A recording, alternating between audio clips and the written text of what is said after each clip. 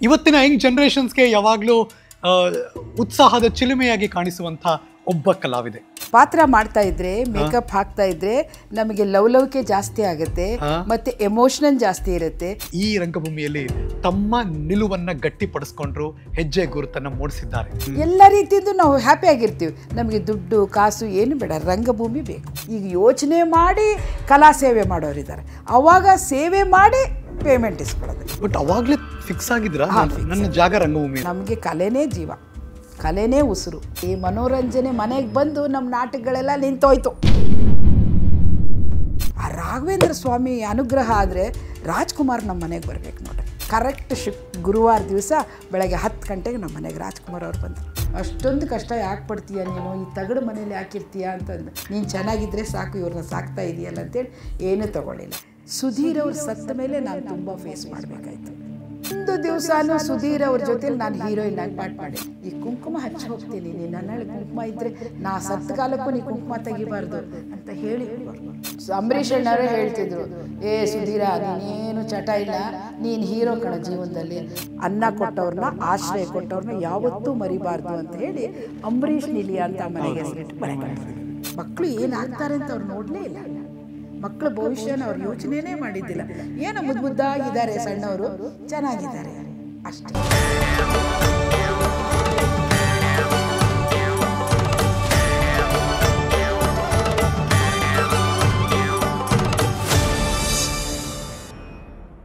ನಮಸ್ಕಾರ. ಮತ್ತೊಂದು ರಂಗಸ್ಥಳದ ವೇದಿಕೆ. ನಾನು ಹರೀಶ್ ನಾಗರಾಜು. ಕಲಾವಿದರು ಲೈವ್ ಆಗಿ ಪ್ರೇಕ್ಷಕರ ಮುಂದೆ ತಮ್ಮ ಕಲೆಯನ್ನು, ಅದು ನಟನೆ ಮೂಲಕ ಅಥವಾ ನೃತ್ಯದ ಮೂಲಕ ಅಥವಾ ಸನ್ಹೆಗಳ ಮೂಲಕ, ಚಿಹ್ನೆಗಳ ಮೂಲಕ, ಶಬ್ದಗಳ ಮೂಲಕ ಅಭಿನಯಿಸುವಂಥ ಅದ್ಭುತವಾದ ಕಲೆ ಈ ರಂಗಕಲೆ. ಆ ರಂಗಕಲೆಯ ಕಲಾವಿದರು ಮತ್ತು ಅದಕ್ಕೊಂದು ವೇದಿಕೆ ನಿಮ್ಮ ನ್ಯೂಸೋ ಚಾನಲ್ ಮೂಲಕ. ಈ ಹೊತ್ತಿನ ಸ್ಪೆಷಲ್ ಇದು ರಂಗಸ್ಥಳ.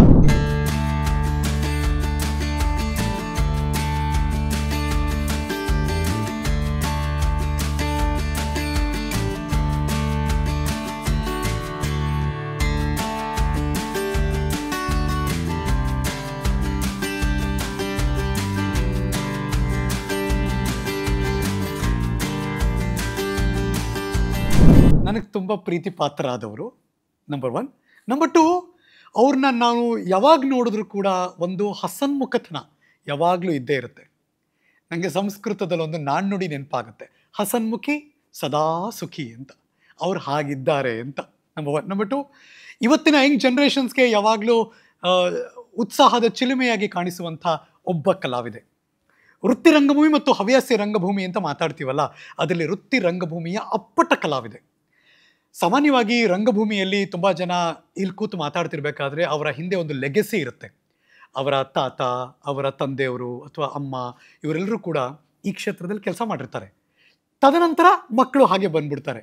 ಆದರೆ ಇವರು ಸ್ಟ್ಯಾಂಡಿಂಗ್ ಅಪಾರ್ಟ್, ಬೇರೆಯವ್ರಿಗಿಂತ ವಿಭಿನ್ನ. ಯಾಕೆಂದರೆ ಯಾವ ಗಂಧಗಾಳಿನೂ ಇಲ್ಲ ಅಪ್ಪ ಅಮ್ಮನಿಗೆ ಅಥವಾ ಇನ್ಯಾರಿಗೋ ಫ್ಯಾಮಿಲಿಗೆ. ಎಲ್ಲೋ ಒಂದು ಸಣ್ಣ ಸ್ಪಾರ್ಕ್ ಇರುತ್ತಲ್ಲ, ಯಾರೋ ಎಲ್ಲೋ ಕಂಡಿಡಿದು ಅವ್ರಿಗೊಂದು ಅವಕಾಶ ಕೊಟ್ಟು ಇನ್ಯಾರೋ ಬರೆದಿದ್ದಕ್ಕೆ ಇವರೆಲ್ಲೋ ಪಾತ್ರ ಮಾಡಿ, ಆದರೆ ಈ ರಂಗಭೂಮಿಯಲ್ಲಿ ತಮ್ಮ ನಿಲುವನ್ನು ಗಟ್ಟಿಪಡಿಸ್ಕೊಂಡ್ರು, ಹೆಜ್ಜೆ ಗುರುತನ್ನು ಮೂಡಿಸಿದ್ದಾರೆ. ಅಂಥ ಕಲಾವಿದೆ ಇವತ್ತು ರಂಗಸ್ಥಳದ ಅತಿಥಿಯಾಗಿ ಬಂದಿದ್ದಾರೆ. ನನ್ನ ಅದರ್ದೆನ್ ಶ್ರೀಮತಿ ಮಾಲತಿ ಸುಧೀರ್. ನಮಸ್ತೆ. ನಮಸ್ತೆ. ಏನೋ ಹಣೆ ತುಂಬ ಕುಂಕುಮ, ಬಾಯಿ ತುಂಬ ನಗು, ಒಂದು ಚಂದದ ಸೀರೆ ಉಟ್ಟು ಇವತ್ತೇನೋ ಮಿಂಜಿಂಗ್ ಥರ ಕಾಣಿಸ್ತಿದ್ದೀರಪ್ಪ ನೀವು. ಏನ್ ಸ್ಪೆಷಲ್? ನಾನು ಯಾವಾಗಲೂ ವೈಟ್ ಸ್ಯಾರಿ ಉಡೋದು. ಇವತ್ತು ನೀವು ಬಾ ಅಂತ ಹೇಳಿದ್ದಕ್ಕೆ ಅಟ್ಲೀಸ್ಟ್ ಒಂಚೂರು ಕಲರ್ ಇರೋದು ಉಟ್ಕೊಳ್ಳೋಣ ಅಂತ ಹುಟ್ಟಿದ್ದೀನಿ ಅಷ್ಟೇ. ಹೇಗಿದ್ದೀರಿ? ಚೆನ್ನಾಗಿದ್ದೀನಿ. ನಮಗೆ ಮಾಲತಿ ಸುಧೀರಮ್ಮ ಅಂದ ತಕ್ಷಣ ಕಣ್ಮುಂದೆ ಈ ಪಿಕ್ಚರ್ ಬಂದ್ಬಿಡುತ್ತೆ, ಇನ್ನೇನು ಬರೋಕ್ಕೆ ಸಾಧ್ಯನೇ ಇಲ್ಲ. ಸೊ ಹಾಗಾಗಿ ನಿಮ್ಮ ತನವನ್ನು ನಮ್ಮೆಲ್ಲರ ಹೃದಯದಲ್ಲಿ ಮೂಡಿಸ್ಬಿಟ್ಟಿದ್ದೀರಾ. ಅದು ನಿಮ್ಮ ದೊಡ್ಡತನ. ಇದು ರಂಗಭೂಮಿಗಿರುವಂಥ ಶಕ್ತಿ. ಅದು ಹೌದು. ಇಷ್ಟು ವರ್ಷ ರಂಗಭೂಮಿಲಿದ್ದೀರಾ, ಇಷ್ಟು ಆಕ್ಟಿವ್ ಆಗಿದ್ದೀರಾ, ಅದಕ್ಕೆ ಕಾರಣವೇ ರಂಗಭೂಮಿ ಅನ್ಸುತ್ತೆ. ಹೌದು. ಪಾತ್ರ ಮಾಡ್ತಾ ಇದ್ರೆ, ಮೇಕಪ್ ಹಾಕ್ತಾ ಇದ್ರೆ ನಮಗೆ ಲವಲವಿಕೆ ಜಾಸ್ತಿ ಆಗುತ್ತೆ, ಮತ್ತೆ ಎಮೋಷನಲ್ ಜಾಸ್ತಿ ಇರುತ್ತೆ. ಎಲ್ಲ ರೀತಿಯಿಂದ ನಾವು ಹ್ಯಾಪಿ ಆಗಿರ್ತೀವಿ. ನಮಗೆ ದುಡ್ಡು ಕಾಸು ಏನು ಬೇಡ, ರಂಗಭೂಮಿ ಬೇಕು. ನಮ್ಮ ಸಿದ್ಧಾಂತನೇ ಅದು. ನಾವು ಬಂದಿರೋದೇ ರಂಗಭೂಮಿಗೋಸ್ಕರ, ಅಲ್ಲೇ ದುಡಿಬೇಕು. ನಮ್ಮ ಉಸಿರು ಇರೋದು ಅಲ್ಲೇ, ಇನ್ನು ಬೇರೆ ಏನೆಲ್ಲೂ ಇಲ್ಲ. ನೋಡಿ, ಆ ಕಾಲಕ್ಕೂ ಈ ಕಾಲಕ್ಕೂ ಎಷ್ಟು ವ್ಯತ್ಯಾಸ ಅಮ್ಮ. ಇವಾಗ ಪಾತ್ರ ಯಾವುದು, ರೆಮ್ಯುನರೇಷನ್ ಎಷ್ಟು ಅಂತ ಕೇಳ್ತೀವಿ. ಹಾಂ, ಅವಾಗ ಹೆಂಗಿತ್ತು? ಅವಾಗ ನಮ್ಮ ನೋಡಿ ಜೋರಾಗಿ ಮಳೆ ಬರ್ತಾ ಇದ್ರು ನಾನು 8 ಜೋರು ಮಳೆ, ಒಂದು ಅರ್ಧ ಗಂಟೆ ತಡೆದು ಹೋಗ್ಬೋದಲ್ಲ, ಅಯ್ಯೋ ನನ್ನ ಮೇಕಪ್ದು ಏನಾದ್ರು ವ್ಯತ್ಯಾಸ ಆಗಿಬಿಟ್ರೆ, ನಾನು ಇಲ್ಲಿ ಬರ್ಕೊಳ್ಳೋದೆಲ್ಲ ಇಲ್ಲಿ ಬರ್ಕೊಂಬಿಟ್ರೆ ಅಂತ ಹೇಳಿಬಿಟ್ಟು 10:30 ನಾಟಕ ಅಂದ್ರೂ 8:30 ಮಳೆಲೇ ತೋರಿಸ್ಕೊಂಡು ಹೋಗಿ ರಂಗಭೂಮಿಯಲ್ಲಿ ಇರಬೇಕು. ನಾವು ನಮ್ಮ ಗ್ರೀನ್ ರೂಮಲ್ಲಿ ನಾವು ಮೇಕಪ್ ಮಾಡ್ಕೋಬೇಕು, ರೆಡಿಯಾಗಿರಬೇಕು. ಅವ್ರು ನಾಟಕ ಆಡ್ತಾರೋ ಬಿಡ್ತಾರೋ ಅದು ಬೇರೆ ಪ್ರಶ್ನೆ. ಆವಾಗ ಹಾಗಿತ್ತು. ಇವಾಗ ಒಂದು ಕಲಾವಿದನ ಬರ್ತೀಯನಪ್ಪ ಕಂಪ್ನಿಗೆ, ಒಂದು ವಾರ ಮಾಡಿಕೊಡ್ತೀಯ ಅಂತಂದರೆ ಬ್ಯಾಗ್ ಕೈಯಲ್ಲಿ ಇಟ್ಕೊಂಡಿರ್ತಾನೆ. ಇವಾಗೆಲ್ಲ ಹಾಕ್ಕೊಳ್ಳೋ ಬಂದಿದ್ದವ್ರು, ಪೇಮೆಂಟ್ ಎಷ್ಟು ಕೊಡ್ತೀರಾ? ಆಮೇಲೆ ಪೇಮೆಂಟ್ ವಿಷಯ ಅವನಿಗೆ ಸ್ಯಾಟಿಸ್ಫ್ಯಾಕ್ಷನಲ್ಲಿ ಅಂದರೆ ಒಂದು ನಿಮಿಷ ಯೋಚನೆ ಮಾಡ್ತಾ ಇರ್ತಾನೆ, ಇಲ್ಲಾಂದರೆ ಮೀಸೆ ತಿರುತ್ತಾ ಇದ್ದಾನೆ, ಇರಲ್ಲ ಬೇಡ, ಏನೋ ಯಾಕೆ ಹಿಂಗೆ ಮಾತಾಡ್ತಾ ಇದೆಯಾ ಬಾರೋ ಅಂತಂದರೆ, ಅಮ್ಮ ಒಂದು ಅರ್ಧ ಗಂಟೆ ಯೋಚನೆ ಮಾಡ್ತಾಯಿದ್ದೀನಿ. ಈಗ ಯೋಚನೆ ಮಾಡಿ ಕಲಾ ಸೇವೆ ಮಾಡೋರಿದ್ದಾರೆ, ಆವಾಗ ಸೇವೆ ಮಾಡಿ ಪೇಮೆಂಟ್ ಇಸ್ಕೊಳ್ಳೋದು. But we are very happy. ನನಗೆ 50 ರೂಪಾಯಿ ಕೊಡ್ತಾಯಿದ್ರು ಕಲ್ಪನಾ ಟ್ರೂಪಲ್ಲಿ ಪರ್ ಡೇ. ಕಲ್ಪನಾ ಟ್ರೂಪಲ್ಲಿ ಹಾಂ, ನಾವು ಖುಷಿಯಾಗಿರ್ತಿದ್ವಿ. ಒಂದು 20 ರೂಪಾಯಿದು ತಿಂಡಿ ಅದು ಮಾಡ್ತಿದ್ವಿ, ಮಧ್ಯಾಹ್ನ ಊಟ ಅವರೇ ಕೊಡ್ತಿದ್ರು, ಮತ್ತು ರಾತ್ರಿಗೆ ನಮಗೇನು ಚಹಾ ಕಾಫಿ ಕುಡಿಯೋ ಚಟ ಇರಲಿಲ್ಲ. ಸೊ ಹಾಗಾಗಿ 50 ರೂಪಾಯಿನೇ ನಾವು ಭಾಳ ಸೇಫಾಗಿ ಇಟ್ಕೊಂಡು ಅದಕ್ಕೊಂದು ಮಹತ್ವ ಕೊಡ್ತಿದ್ವಿ, ಅದಕ್ಕೆ ಭಾಳ ವೇಟೇಜ್ ಇರ್ತಿತ್ತು. ಇವಾಗ 5,000 ರೂಪಾಯಿ ಪೇಮೆಂಟ್ ತೊಗೊಂಡ್ರು ಅದಕ್ಕೆ ವೇಟೇಜೇ ಇರಲ್ಲ. ಎಂಥ ದಿನಗಳಲ್ಲ ಅದು. ಇದು ಯಾವುದು 70ರ ದಶಕನ ಇದು? ಇಲ್ಲ, ನಾನು ಬಂದಿದ್ದೆ 76 ಅಲ್ಲಿ. 76 ಅಲ್ಲಿ 50 ರೂಪಾಯಿ ಸ್ಟೋರಿ ಯಾವ 76 ಅಲ್ಲಿ 70ರ ದಶಕ. ಅವಾಗ ಕಲ್ಪನಾಜಿ ಅವ್ರು ಬಂದು ನಾಟಕಕ್ಕೆ ಕರ್ಕೊಂಡು ಹೋಗಿ ಅಲ್ಲಿ ಒಂದು ಡ್ಯಾನ್ಸ್ ಮಾಡಿಸಿದ್ರು. ಮಾಡ್ತೀಯಾ ಅಂತಂದ್ರು. ಏನು ನಮ್ಮ ಮನೇಲಿ ಯಾರು ಇದ್ರ ಗಂಧನೇ ಗೊತ್ತಿಲ್ಲ. ಸೊ ಆದರೂ ಬಂದು ಡ್ಯಾನ್ಸ್ ಮಾಡಿದೆ. ಅವ್ರಿಗೆ ಇಷ್ಟ ಆಯಿತು ಕಲ್ಪನಾಜಿ ಅವರಿಗೆ, ಇನ್ನೋಸೆಂಟಾಗಿ ಚೆನ್ನಾಗಿ ಮಾಡಿದ್ಲು. ಈ ಕೆಲವೊಬ್ಬರೆಲ್ಲ ಡ್ಯಾನ್ಸರ್ಸ್ ಓವರ್ ಬಿಲ್ಡಪ್ ಕೊಡ್ತಾರೆ, ಒಂಥರ ಹೀಗೆ ಮಾಡೋದು, ಮುಂದೆ ಕುಂತವ್ರು ನೋಡಿ ಮಾಡೋದು, ಅವೆಲ್ಲ ಏನಿರಲಿಲ್ಲ. ನಮಗೆ ನಟನೆ ಅಷ್ಟೇ. ಸೊ ಡ್ಯಾನ್ಸ್ ಮಾಡಿ ಅದು ಯಾವುದು ಅವ್ರು ಏರಿ ಮೇಲೆ ಏರಿ ಮೇಲೆ ಕೆಳಗೆ ಹಾರಿ ಅದನ್ನು ಮಾಡಿಸಿದ್ರು. ಅವ್ರಿಗೆ ಖುಷಿ ಆಯಿತು. ಅದನ್ನೇ ರಾತ್ರಿ ಸ್ಟೇಜ್ ಮೇಲೆ ಅವರು ಗಂಧದ ಗುಡಿಯಲ್ಲಿ ಲಂಬಾಣಿ ಡ್ರೆಸ್ ಹಾಕಿದ್ರಲ್ಲ, ಅದನ್ನು ಆಲ್ಟ್ರೇಷನ್ ಮಾಡಿಸಿ ಅವತ್ತು ರಾತ್ರಿ ಅದು ವೇಟೇಜ್ ಅಂದರೆ ವೇಟೇಜು ಅದನ್ನು ಹಾಕ್ಕೊಂಡು ಮಾಡಿದ್ರೆ ಜನಗಳಿಗೆ ಇಷ್ಟ ಆಯಿತು. ಒನ್ಸ್ ಮೋರ್ ಅನ್ನಕತ್ರು. ಸೊ ಕಲ್ಪನಾಜಿಯವ್ರಿಗೆ ನಮ್ಮ ತಂಡಕ್ಕೆ ಇವಳು ಬೇಕು, ಅಲ್ಲಿಗೆ ಫಿಕ್ಸ್ ಆಯಿತು. ನನ್ನ ಜರ್ನಿ ಶುರುವಾಯಿತು. ಅವ್ರು ಮಾತಾಡ್ಬೇಕಾದ್ರೆ ನೀವೇನಾರು ಆಗಲಿ, ಬೆಂಗಳೂರಲ್ಲಿರಲಿ, ಉತ್ತರ ಕರ್ನಾಟಕದ ಒಂದೊಂದು ಸಣ್ಣ ಸೊಗಡಿದೆಯಲ್ಲ ಅದನ್ನ ಹಂಗೆ ಬೆರೆಸ್ತಾರೆ. ಬಿಕಾಸ್ ಅಪ್ಪಟ್ಟ ಹುಬ್ಬಳ್ಳಿ ಹೆಣ್ಮಗಳು. ಸೊ ಆವಾಗ ನಮ್ಮದು ಶುರುವಾಯಿತು. ಅಲ್ಲೇ ಸುಧೀರ್ ಅವರು ಇದ್ದರು. ಅವರು ಖಳನಾಯಕನ ಪಾಠ ಮಾಡ್ತಾಯಿದ್ರು. ದೊಡ್ಡ ಹೆಸರು ಅವರಿಗೆ. ಸುಧೀರ್ ಬರ್ತಾನೆ ಅಂದರೆ ಶ್ರೀಪತಿ ಅಂತ ಅದರ ಹೆಸರು. ಕಲ್ಪನಾಜಿ ಅವ್ರಿಗೆ ಆ ನಾಟಕದಲ್ಲಿ ಭಾಳ ಪರ್ಫಾರ್ಮೆನ್ಸು. ಅವರಿಬ್ಬರಿಗೂ ದೊಡ್ಡ ಹೆಸರು. ಅದರಲ್ಲೇ ನನಗೊಂದು ಹೆಸರು, ಆ ಹುಡುಗಿ ಡ್ಯಾನ್ಸ್ ಮಾಡಿದ್ಲಿ, ಭಾರಿ ಚೆನ್ನಾಗಿ ಮಾಡಿದ್ಲಲ್ರಿ ಮೇಡಮರ ಅಂಥೇಳಿ ಬುಕ್ಕಿಂಗಲ್ಲೇ ಕೇಳ್ಕೊಂಡು ಹೋಗೋರು, ಆ ಹುಡುಗಿ ಡ್ಯಾನ್ಸ್ ಆಯ್ತಾ ಇವತ್ತು ಅಂತ. ಸೊ ಹಾಗಾಗಿ ಇನ್ನೂ ಇಷ್ಟ ಜನಕ್ಕೆ. ಅವಾಗ ನಾಟಕಗಳು ಸೀರಿಯಸ್ ಎಲ್ಲ, ಬರೀ ಗಂಡ ಬಿಟ್ಟು ಹೋಗೋದು ಅಥವಾ ಗಂಡ ಹೊಡೆಯೋದು ಈ ಥರ ಇರ್ತಾರೆ. ಎಂಟರ್ಟೈನ್ಮೆಂಟ್ ಅಂತ ಇರೋದೇ ಒಂದು ಡ್ಯಾನ್ಸ್. ಅದರಲ್ಲೂ ಇವರು ಸುಂದರ್ ಕೃಷ್ಣ ಅರಸು ಅವ್ರ ಗಂಡನ ಪಾಠ ಮಾಡ್ತಾಯಿದ್ರು. ಕುಡಿತಾ ಕೂತಿರ್ತಾನೆ, ಹೆಂಡತಿ ಇರೋದಿಲ್ಲ ಮನೆಯಲ್ಲಿ. ಸೊ ಏನಿಲ್ಲ, ಆರಾಮಾಗಿರ್ಬೇಕು ಅಂತ ಒಂದು ಹುಡುಗಿನ ಕರೆಸಿ ಡ್ಯಾನ್ಸ್ ಮಾಡೋ ಸನ್ನಿವೇಶ. ಸೊ ಅವಾಗ ಹೇಳೋರು, ಮಾಲ್ತಿ ನೀನು ಮನ ಬಿಚ್ಚಿ ಡ್ಯಾನ್ಸ್ ಮಾಡೋದು, ನಾವೇನಂಗೆ ಮಾಡ್ತಿರ್ಲಿಲ್ಲ.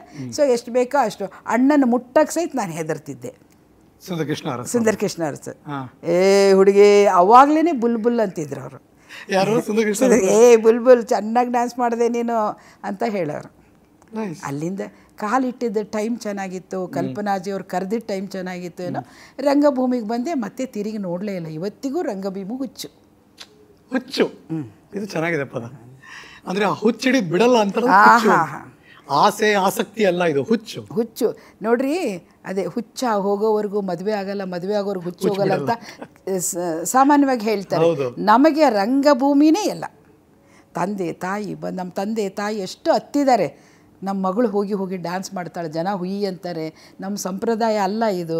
ನಾವು ಯಾರಿಗೋ ಮದುವೆ ಮಾಡಿ ಕಳಿಸ್ಬೇಕು ಅಂದರೆ ಯಾಕೆ ಇವಳು ಹಿಂಗೆ ಮಾಡಿದ್ಲು ಅಂತ ಸುಮಾರು ವರ್ಷ ಅಳ್ತಾಯಿದ್ರು. ನನಗೇನು ಪರಿಣಾಮನೇ ಇಲ್ಲ.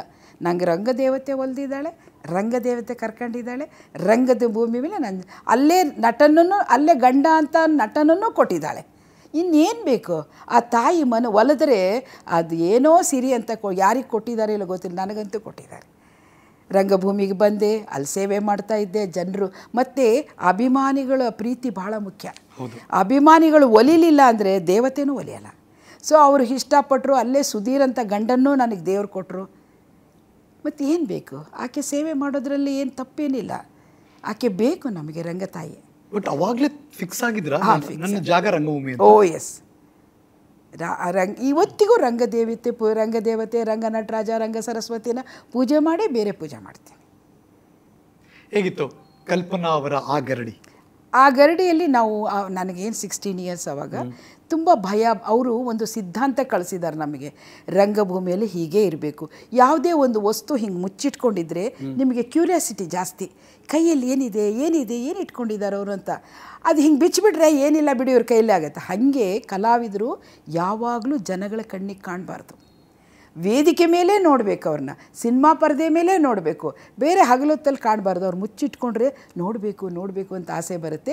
ಇದು ಫಸ್ಟ್ ಕಲಾವಿದರು ಕಲ್ತ್ಕೊ. ನೀನು ಬೀದಿಯಲ್ಲಿ ಅಡ್ಡಾಡ್ತಾ ಇದ್ರೆ ಅಲ್ಲಿ ಅಡ್ಡಾಡ್ತಾಳಲ್ಲ ಅವಳೇ ರಾತ್ರಿ ಪಾಠ ಮಾಡೋದು ಅಂತ ನಿನಗೆ ಗೌರವ ಇರೋದಿಲ್ಲ, ಆ ಬೆಲೆ ಇರೋದಿಲ್ಲ. ಅದಕ್ಕೆ ನೀವು ಯಾವಾಗಲೂ ಹೊರಗಡೆ ಅಡ್ಡಾಡಲೇಬಾರ್ದು.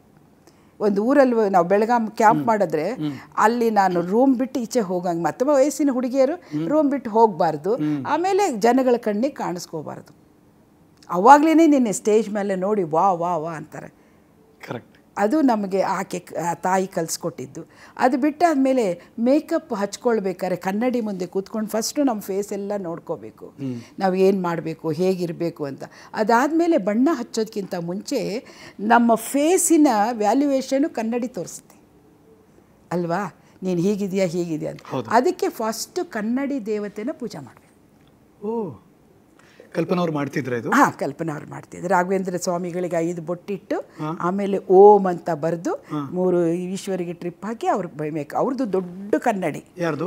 ಕಲ್ಪನಾಜಿ ಅವ್ರದ್ದು. ನಾವು ಸಣ್ಣ ಕನ್ನಡಿಗಳು.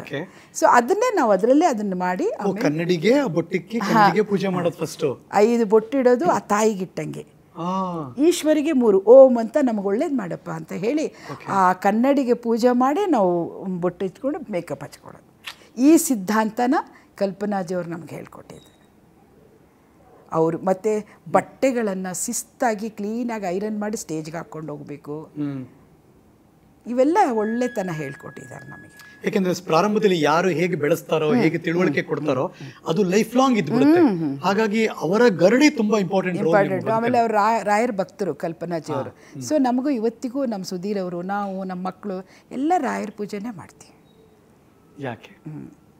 ಅದೇ ಅವ್ರು ಹೇಳ್ಕೊಟ್ಟಿದ್ದು. ಇಲ್ಲದೇ ಇದ್ರೆ ನಾವು ಬೇರೆ ಇನ್ಯಾವುದಾದ್ರು ಮಾಡ್ತಿದ್ವಿ ಏನೋ. ಅವ್ರು ಹೇಳ್ಕೊಟ್ಟಿರೋದಕ್ಕೆ ಆ ರಾಯರು ನಮ್ಮ ತಲೆಯಲ್ಲಿ ಕೂತ್ಬಿಟ್ಟಿದ್ದಾರೆ. ಅಲ್ಲ, ಅದರಿಂದ ಪ್ರಭಾವಿತರಾಗಿ ಏನೋ ಒಂದು ಗುಡ್ ವೈಬ್ ಆಯ್ತಾ ಅಲ್ಲಿ ಕಲ್ಪನವ್ರ ಜೊತೆ ಇದ್ದಾಗ?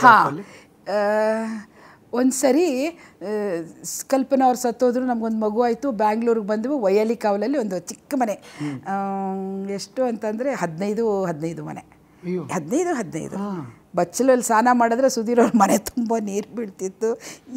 ಅಂತಿದ್ದೆ ನಾನು. ಅಲ್ಲಿ ಸುಧೀರ್ ಅವರೇ, ನಾವೇನೋ ಬೆಂಗಳೂರಿಗೆ ಬಂದ್ರಿ, ಸಿನಿಮಾಕ್ಕೇನೋ ಟ್ರೈ ಮಾಡಿದ್ರಿ, ರಾಮ ಲಕ್ಷ್ಮಣ ಸೂಪರ್ ಹಿಟ್ ಆಯಿತು. ಹಾಂ, ಆಮೇಲೆ ನಮ್ಮ ಮನೆಗೆ ರಾಜ್ಕುಮಾರ್ ಅವ್ರು, ನಮಗೆ ಈ ಸಣ್ಣ ಮನೆಗೆ ಬರ್ತಾರಂತ ಗೊತ್ತಿಲ್ಲ. ಆ ರಾಘವೇಂದ್ರ ಸ್ವಾಮಿ ಅನುಗ್ರಹ ಆದರೆ ರಾಜ್ಕುಮಾರ್ ನಮ್ಮ ಮನೆಗೆ ಬರ್ಬೇಕು ನೋಡ್ರಿ. ನೀವಂದ್ರ? ಹಾಂ, ನಮ್ಮ ಸುಧೀರ್ ಅವ್ರಿಗೆ ಪೂಜೆ ಮಾಡ್ತಾಯಿದ್ರು. 1 ಗಂಟೆ ಬಾರಿಸಿ ಪೂಜೆ ಮಾಡ್ತಾಯಿದ್ರು. ಒಂದೇ ಒಂದು ಫೋಟೋ ಇತ್ತು ನಮ್ಮ ಮನೇಲಿ ನಿಂತಿರೋದು, ಈಗಲೂ ಇದೆ.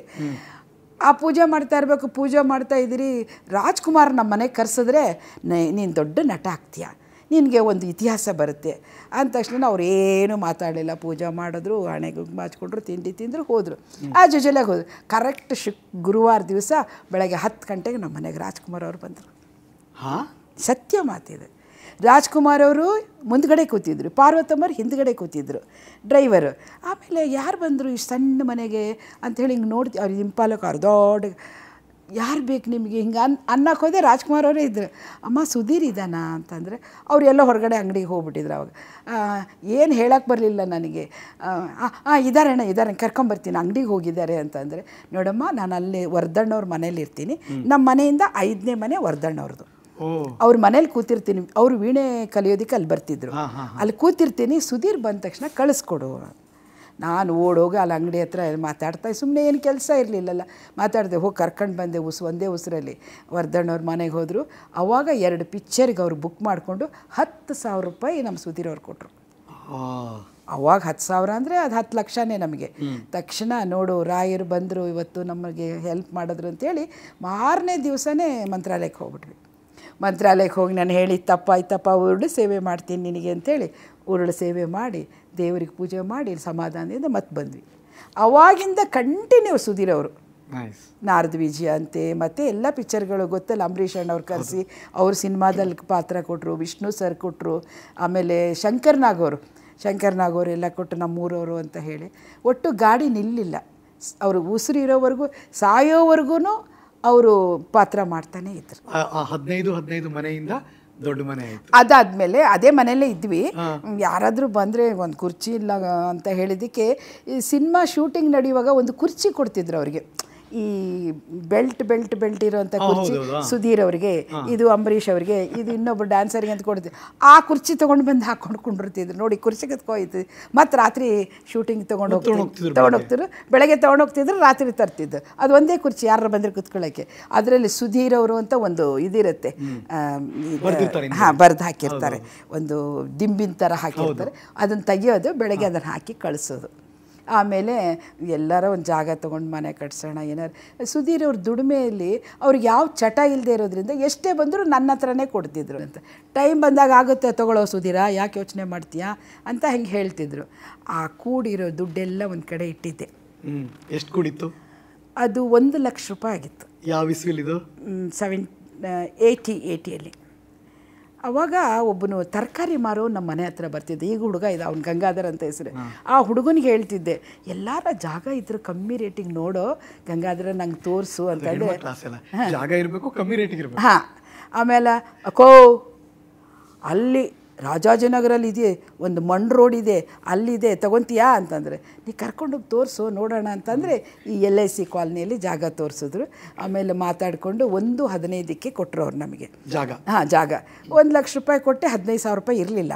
ಸರಿ ಏನು ಮಾಡೋದು ಅಂತ ಹೇಳಿಬಿಟ್ಟು ಏನಾದರೂ ಮಾಡ್ತೀನಿ, ಕೊನೆಗೆ ಏನಿಲ್ಲ ಅಂದರೆ ಒಂದು ಸಣ್ಣ ತಾಳಿ ಸರ ಇತ್ತು, ಅದನ್ನು ಮಾರಿಬಿಟ್ಟು, ತಾಳಿನೇ ಇಲ್ಲೇ ಇದೆಯಲ್ಲ ಸುಧೀರ್ ಅವರೇ ಇದ್ದಾರೆ, ಅದನ್ನು ಮಾರಿಬಿಟ್ಟು ಅವ್ರಿಗೆ ರಿಜಿಸ್ಟ್ರೇಷನ್ಗೆ ಅದಕ್ಕೆಲ್ಲ ಬೇಕಾಗುತ್ತೆ ಅಂತ ಹೇಳಿ ಇದೆಲ್ಲ ಸುಧೀರ್ ಅವರ ಆಪ್ಷನ್ಸಲ್ಲೇ ಮಾಡಿದ್ದೀನಿ.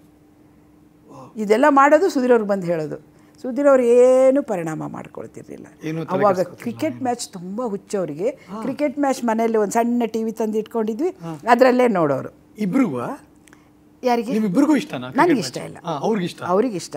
ಅವರು ಕ್ರಿಕೆಟ್ ಮೊದಲು ಕ್ರಿಕೆಟ್ ಪ್ಲೇಯರ್ ಅವರು. ಒಳ್ಳೆ ಸುಧೀರ್ ಅವರು ಬೌಲಿಂಗ್ ಒಳ್ಳೆ ಹೆಸರು ಅವರಿಗೆ ಅವಾಗ. ಅದೇ ಬರೇ ಕ್ರಿಕೆಟ್ ನೋಡ್ತಾ ಇರೋರು, ಇವ್ರಿಗೇನು ಹೇಳೋದು ಅಂತ ಹೇಳಿ ನಂಗೆ ದುಡ್ಡು ಕೊಡ್ತಾರಲ್ಲ ಸಾಕು ಅಂತ ಅಂತೂ ಜಾಗ ತೊಗೊಂಡ್ವಿ. ಆಮೇಲೆ ಅಂಬರೀಷ್ ಅಣ್ಣನ ಹತ್ರ ಹೋಗಿ ನನ್ನ ಹೆಂಡತಿ ಕಿತ್ತೂರು ರಾಣಿ ಚೆನ್ನಮ್ಮನ ಥರ ಎಲ್ಲ ಸಾಹಸ ಮಾಡ್ತಾ ಇದ್ದಾಳೆ, ಏನು ಒಂದು ಜಾಗ ತಗೊಂಬಿಟ್ಟಿದ್ದಾಳಣ್ಣ, ಒಂದು 30-50 ಜಾಗ, ಅದಕ್ಕೆ ಮನೆ ಕಟ್ಸೋಕ್ಕೆ ಏನು ಮಾಡೋದಂತ, ಹೆಂಗೋ ದೇವ್ರು ನಡೆಸ್ತಾನೆ ಅಂತ ಹೇಳಿಬಿಟ್ಟು, ಅಂಬರೀಷ್ ಅಣ್ಣ ನೀನು ಹೆಂಡ್ತಿನ ಕರ್ಕೊಂಬ ಒಂದು ಸರಿ ಅಂತಂದರು.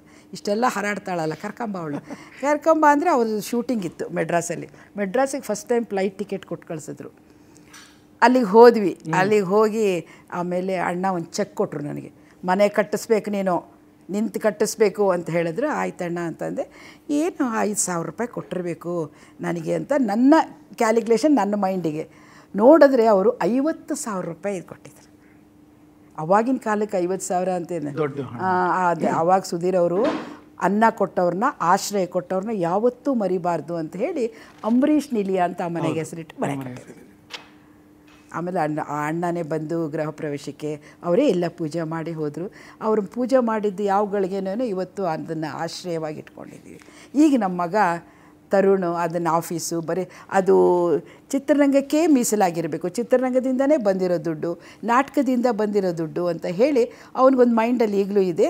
ಅವನು ಆಫೀಸು ಅದೆಲ್ಲ ಮಾಡಿ ಅಲ್ಲಿ ಯಾರೇ ಬರಲಿ ಅಡುಗೆಯವ್ರು ಅಡುಗೆ ಮಾಡ್ತಾರೆ, ಊಟ ಮಾಡಿಕೊಂಡು. ಅದ್ರಲ್ಲಿ ನಾನು ಒಬ್ಬ ಆಫೀಸ್ಗೆ ಹೋದಾಗೆಲ್ಲ ನನಗೆ ತರುಣ್ ಕಾಫಿ ಕೊಡ್ತಾರೆ, ಟೀ ಕೊಡ್ತಾರೆ, ಊಟ ಮಾಡಿ ಅಂತಾರೆ, ಎಲ್ಲ ಮಾಡ್ತಾರೆ. So I feel very good. ನನಗೆ ಅಲ್ಲಿ ಅನ್ನದಾಸೋಹ ನಡೆಯುತ್ತೆ, ಅದೇ ಒಂದು ಭಾಳ ಸಂತೋಷದ ವಿಷಯ. ಎಲ್ಲರ ಮನೆಯಲ್ಲೂ ನಡೆಯಲ್ಲ ಹಾಗೆ, ಬಂದವರಿಗೆಲ್ಲ ಊಟ ಹಾಕಬೇಕು, ಮಾಡೋದು, ಟೀ ಕೊಡೋಕ್ಕೂ ಯೋಚನೆ ಮಾಡ್ತಾ ಇರ್ತಾರೆ. ಅಂಥದ್ರಲ್ಲಿ ಅಲ್ಲಿ ಯಾರೇ ಬರಲಿ, ನೀವು ಕಾಫಿ ಕುಡೀರಿ, ತಿಂಡಿ ತಿನ್ನಿರಿ, ಮಧ್ಯಾಹ್ನ ಬಂದರೆ ಊಟ ಮಾಡಿರಿ, ರಾತ್ರಿ ಅಕಸ್ಮಾತಾಗಿ ಏನು ಇರಲಿಲ್ಲ ಅಂದರೂ ಅಡುಗೆ ಅವ್ನಿಗೆ ಹೇಳ್ತಾನೆ, ಅನ್ನ ಮಾಡೋ ಬೇಗ ಊಟ ಮಾಡ್ತಾರೆ. ಅವ್ರಿಗೆ ಏನಾರು ಸ್ನ್ಯಾಕ್ಸ್ ಏನಾರು ಬೇಕಾದರೆ ಹೋಟ್ಲಿಂದ ತರಿಸ್ಕೊಂಡು ತಿಂತಾರೆ. ಇದು ಅವ್ರದ್ದು ಪೀರಿಯಡ್ ಆಯಿತು. ಸುಧೀರ್ ಅವ್ರು ಸತ್ತ ಮೇಲೆ ನಾನು ತುಂಬ ಫೇಸ್ ಮಾಡಬೇಕಾಯ್ತು ರಂಗಭೂಮಿಯಲ್ಲಿ. ಸುಧೀರ್ ಅವರು ಕರ್ನಾಟಕ ಕಲಾ ವೈಭವ ಸಂಘ ಅಂತ ಹೇಳಿ ಒಂದು ನಾಟಕದ ಕಂಪ್ನಿ, ಅಲ್ಲಿ 40 ಜನ ಬದುಕಲಿ ಅಂತ ಮಾಡಿದ್ರು. 2 ವರ್ಷ ಅವರಿಗೆ ವೀಸಿಂಗ್ ಪ್ರಾಬ್ಲಮ್. ಅವಾಗೆಲ್ಲ ಈಗ ವೀಸಿಂಗ್ ಬಂದರೆ ಪೈಪು ಪಂಪು ಎಲ್ಲ ಹೊಡ್ಕೊಳ್ತಾರೆ. ಅವಾಗೇನೂ ಇರಲಿಲ್ಲ. ಅದಕ್ಕಾಗಿ ಅವ್ರಿಗೆ ಹಾಸ್ಪಿಟ್ಲಿಗೆ ಕರ್ಕೊಂಡು ಹೋದ್ರಿ. ಅವರು ಸುಧೀರ್ ಅವರು ಅಷ್ಟು ದಪ್ಪ, ಅಷ್ಟು ಎತ್ತರ, ಅಷ್ಟು ಇದಿದ್ರು ಕೂಡ ಒಂದು ಸಣ್ಣ ಜಿರ್ಲೆ ಬಂದರೆ ನಮ್ಮ ಮನೇಲಿ ಹೆದರ್ತಾರೆ. ತುಂಬ ಹೆದರು ಪುಕ್ಕ ಸುಧೀರ್ ಅವರು. ಹೌದು. ಅಯ್ಯೋ ಶಿವನೇ, ಸುಧೀರ್ ಅವ್ರನ್ನ ನೋಡ್ಬಿಟ್ರೆ ತೆರೆ ಮೇಲೆ ಯಾರು ಭಯ ಪಟ್ಕೊಂಡ್ಬಿಡ್ತಾರೆ. ಇಲ್ಲ, ಸುಧೀರ್ ಅವ್ರು ಭಾಳ ಭಯಸ್ಥರು. ಎದುರ್ಕೋತಾರ. ಜಿರ್ಲೆ ಬಂದರೆ ಬಾತ್ರೂಮಲ್ಲಿ ಫಸ್ಟ್ ತೊಳೆದು ಬಾ, ಅದನ್ನೆಲ್ಲ ತೊಳೆದು ಬಂದ್ಮೇಲೆ ನಾನು ಹೋಗ್ತೀನಿ ಅನ್ನೋರು. ಇನ್ಯಾವ ಪ್ರಾಣಿಗಳು ಇಷ್ಟ ಇಲ್ಲ? ಯಾವ ಪ್ರಾಣಿನೂ ಇಷ್ಟ ಇಲ್ಲ. ಭಯ ಅಂದರೆ ಭಯ. ಪ್ರಾಣಿ ನಾಯಿಗೆ ಯಾವುದು ಹತ್ರ ಸೇರಿಸ್ಕೊಳ್ಳೋದೇ ಇಲ್ಲ. ಅಯ್ಯೋ ಆ ನಾಯಿ ಒಳಗೆ ಸೇರಿಸಿ ನಾವೆಲ್ಲಿ 13 ಇಂಜೆಕ್ಷನ್ ಮಾಡಿಸ್ಕೊಳ್ಳೋಣ ಅಂತಿದ್ರು. ಜಿರಳೆ, ಪಲ್ಲಿ, ಸೊಳ್ಳೆ, ನೊಣ. ಪಲ್ಲಿ ಅಂದರೆ ಮೊದಲಾಗಲ್ಲ ಅವರಿಗೆ. ಬಟ್ ಅದ್ಯಾಕೆ ಬಂತದು ಉಸಿರಾಟದ್ದು? ಅದು ಒಂದು ಪಿಕ್ಚರಿಗೆ ಮೇಲಿಂದ ಕೆಳಗೆ ಬೀಳಬೇಕಾಗಿತ್ತು. ಶೂಟಿಂಗಲ್ಲಿ ಕೆಳಗೆ ಬೀಳ್ತಾರೆ ಅಂದರೆ ಇವರು ಜೂನಿಯರ್ಸ್ ಅವರೆಲ್ಲ ಬರ್ತಾರೆ, ಅಸಿಸ್ಟೆಂಟ್ ಮಾಸ್ಟರ್ಸು, ಅವರು ಜೂನಿಯರ್ಸು ಬೀಳ್ತಾರೆ. ಅವತ್ತು ಮೆಡ್ರಾಸಿಂದ ಬರಲಿಲ್ಲ ಅಂತ ಅವ್ರಿಗೆ ಏನೋ ತೊಂದರೆ ಆಗಿಬಿಟ್ಟು. ಇಷ್ಟೆಲ್ಲ ಯೂನಿಟ್ ಇದೆ, ಇಷ್ಟೆಲ್ಲ ಲಕ್ಷಗಟ್ಟಲೆ ಖರ್ಚು ಮಾಡಿದ್ದಾರೆ, ಅವನಿಗೋಸ್ಕರ ಶೂಟಿಂಗೇ ಕ್ಯಾನ್ಸಲ್ ಆಗುತ್ತೆ, ಇದೊಂದು ಸರಿ ನಾನು ಬಿದ್ದರೆ ಏನಾಗುತ್ತೆ ಅಂತ ಹೇಳಿ ಅವರೇ ಬಿದ್ದರು. ಅಯ್ಯೋ. ಅಲ್ಲಿ ಭಾಳ ದಿಂಬುಗಳು ಮತ್ತು ಗಾದಿ, ಹಾಸಿಗೆ ಗಾದಿ ಅದೇ ಒಂದು 15-20 ಎಲ್ಲ ಹಾಕಿದ್ರು. ಅದ್ರ ಮೇಲೆ ಬಿದ್ದರೆ ಆ ಗಾದಿಗಳು ಯಾವಾಗಿನವೋ ಏನೋ ಆ ಧೂಳೆಲ್ಲ ಹೋಗ್ಬಿಡ್ತು. ಅವರಿಗೆ ಉಸಿರಾಟಕ್ಕೆ ತೊಂದರೆ ಆಗಿಬಿಟ್ಟು ಅದೇ ಎಫೆಕ್ಟ್. ಹಂಗೂ 1 ವರ್ಷ ಮೇಂಟೈನ್ ಮಾಡಿದ್ರು, ಅದೇ ಅವರಿಗೆ ಸಾವಿಗೆ. ಟ್ರೀಟ್ಮೆಂಟ್ ತೊಗೊಳ್ತಿದ್ರು. ಟ್ರೀಟ್ಮೆಂಟ್ ತೊಗೊಂಡಿದ್ರೆ ಅದು ಲಂಗ್ಸ್ ಎಲ್ಲ ಹಾಳು ಮಾಡಿಬಿಟ್ಟಿತ್ತು 1 ವರ್ಷದ ತನಕ. ಎಷ್ಟು ಹೈಟು, ವೆಯ್ಟ್? ಅವರು 6.3 ಏನೋ 4 ಇದ್ರು. 6.3 ಹೈಟ್. ವೇಟ್ ಇದ್ರು ಒಂದು 100-120 ಇದ್ರೆ. ಈಗ ನೀವು ನಿಲ್ಲಬೇಕು.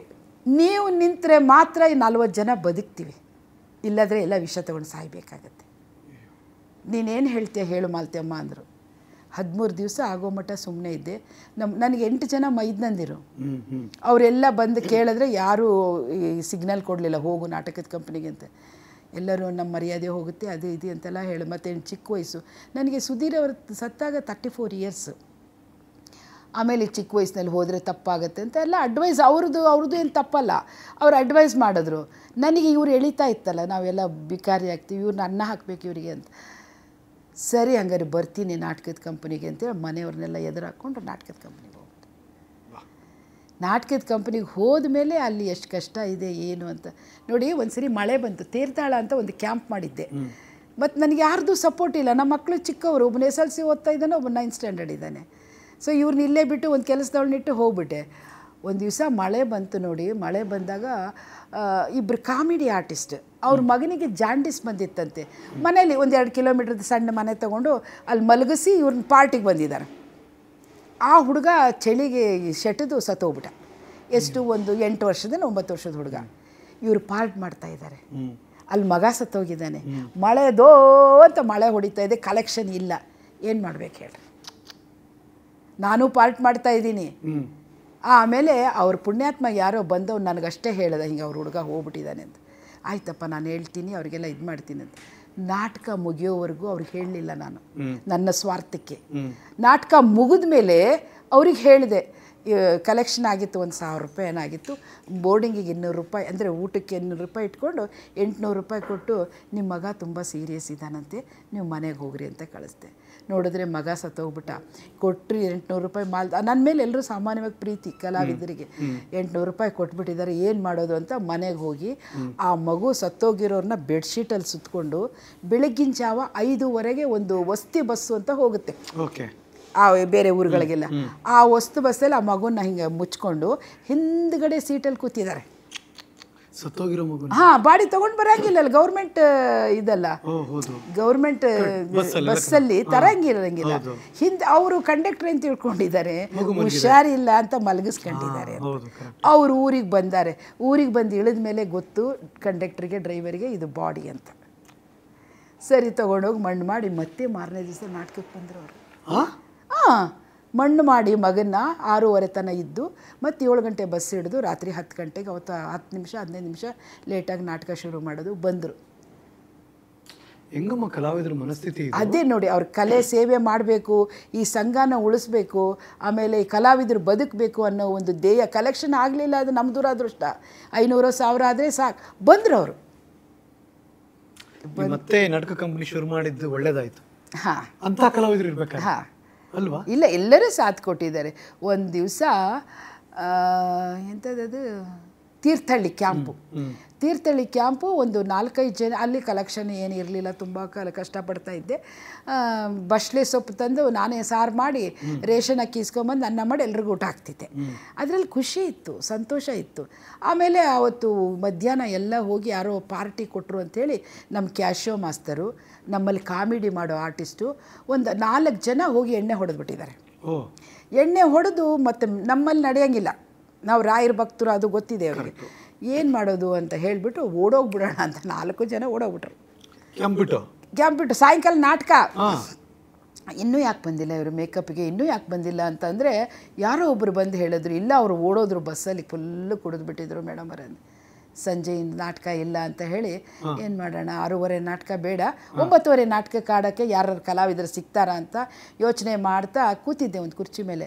ರಾಯರೇ, ಯಾಕೆ ಹಿಂಗೆ ತೊಂದರೆ ಕೊಡ್ತಾ ಇದೀಯಾ ನೀನು, ನಾನು ಏನು ಮಾಡಬೇಕು ಹೇಳು ಅಂತ ಆತನ ಪ್ರಾರ್ಥನೆ ಮಾಡ್ತಾ ಕೂತಿದ್ದೀನಿ. ನೀವು ನಂಬ್ತಿರಲಿಲ್ಲ, 5 ಜನ ಕಲಾವಿದರು ಅಲ್ಲಿಗೆ ಬಂದರು.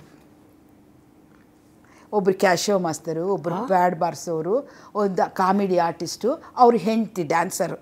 5 ಜನ ಬಂದ ತಕ್ಷಣ ನನಗೇನು ಕನಸ ಏನಿದು ಅಂತ, ಇಲ್ಲರಿ ಅಕ್ಕಾರ ಕಂಪ್ನಿಗೆ ಎಲ್ಲೂ ಕಲೆಕ್ಷನ್ ಇರಲಿಲ್ಲ, ಹಾಗಾಗಿ ಇಲ್ಲಿಗೆ ಬಂದ್ವಿ ನಾವು. ಆಯ್ತಪ್ಪ, ಇದು ಸತ್ಯ, ಇದು ರಾಯರೇನಾರು ಬಂದರೆ ಅವ್ರು ಕೇಳಿಸ್ಕೊಂತಾರೆ, ನಿಜ ಹೇಳ್ತಾ ಇದ್ದಾಳೆ ಇವಳು ಅಂತ. ಆಮೇಲೆ ನಾಟಕ ಆಡೋದು, ಕಲೆಕ್ಷನ್ ಏನಂತ ಆಗಲಿಲ್ಲ. ಮತ್ತು ಅವರು ಏನ್ರಿ ಅಕ್ಕಾರ ಕಲೆಕ್ಷನ್ ಇಲ್ಲ, ಈ ಕ್ಯಾಂಪ್ ಬಿದ್ದೋಗ್ಬಿಟ್ಟಿದೆ, ಬೇರೆ ಎಲ್ಲರ ನೋಡ್ರಿ ಹಂಗೆ ಹಿಂಗೆ ಅಂತಂದರು.